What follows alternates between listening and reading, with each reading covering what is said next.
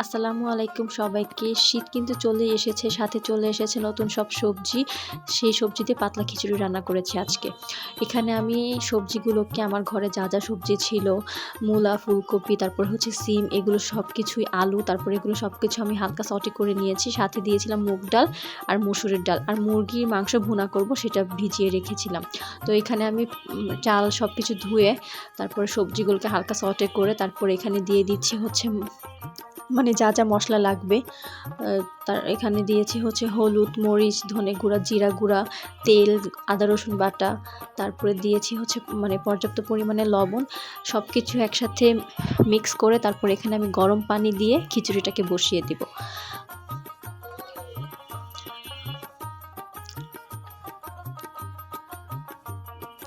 আর এখানে আমি কেটে নিয়েছিলাম হচ্ছে আরেকটু টমেটো, আর এখানে হচ্ছে রসুন আছে, তারপরে আছে হচ্ছে পেঁয়াজ, কাঁচামরিচ, আর বেশি করে ধনেপাতা দিব। তো এই যে আমার খিচুড়ি প্রায় রান্না শেষ। এখন আমি ধনেপাতা দিয়ে খিচুড়িটাকে এক সাইডে রেখে আরেকটা কড়াইয়ের মধ্যে রসুন কুচি আর শুকনো মরিচ দিয়ে খিচুড়িটাকে বাগার দিব। আমার কাছে মনে হয় বাগার দিলে খিচুড়িটা খেতে বেশি মজা লাগে। সো আমি সবসময় খিচুড়িতে বাগার দিই। তো এই যে বাগার দেওয়া শেষ, এখন আমি খিচুড়ির মধ্যে দিয়ে দিব বাগারটা।